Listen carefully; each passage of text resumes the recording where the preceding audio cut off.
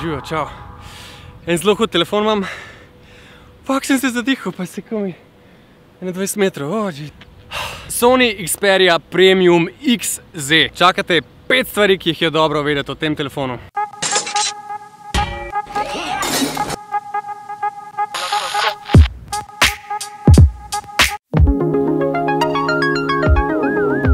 Če pa to ni atraktiven telefon, pa tudi ne vem, kaj je.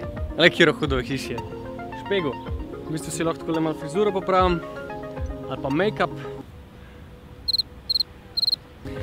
Gremo.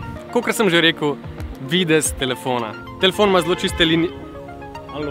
Telefon ima zelo čiste linije, zelo je minimalističen in tak štirioglad. Hkrati zelo tank in relativno težek. To pa pomeni, da ko ga držite v rokah, je zelo tak fine feeling. No, tako, res imaš občutek, da pač nekaj konkretnega držiš, nekaj premijskega.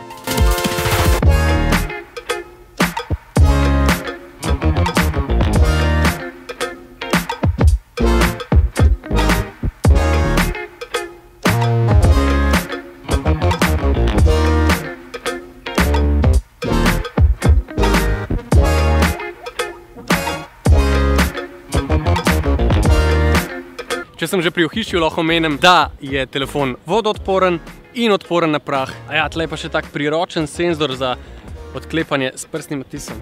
Druga stvar, zaslon. Ta je dosti velik, torej primeren za gledanje video vsebin, ampak najbolj pomembno je pa to, da nudi ločljivost 4K, hkrati pa ga podpira še posebna Sonyjeva tehnologija Bravia, ki jo srečamo pri njihovih televizorjih. To pa pomeni, da je slika zelo čista, zelo kontrastna, živa.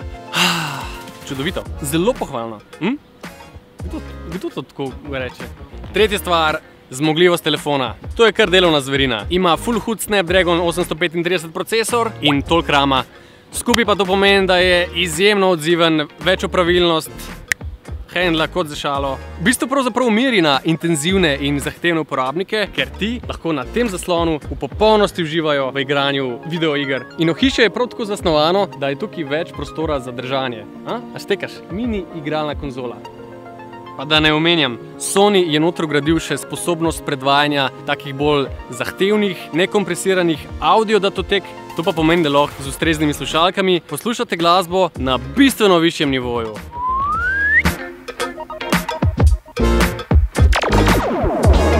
Pa ta telefon v nečem prvi. Kamera.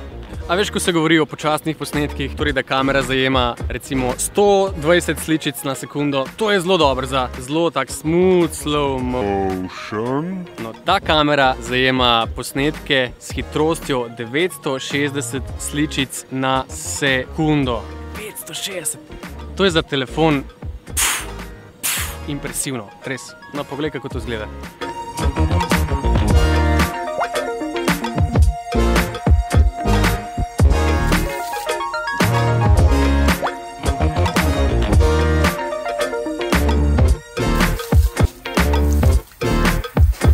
In peta stvar, ta telefon je pameten v dobesednem pomenu. Ima namreč take programčke, ki spremljajo vedenje uporabnika, torej kakšne aplikacije uporabljaš, kdaj jih uporabljaš, kako jih uporabljaš. In na podlagi tega telefon razporeja energijo. Torej, ko se mu zdi, da boste aktivni, nekako prišpara energijo za takrat, ko pa ve, da ste bolj umirjeni, da greste bolj spat ali pa bolj čilirate popoldne, pa nekako izklopi vse nepotrebne stvari in tako prihrani energijo za tiste druge momente.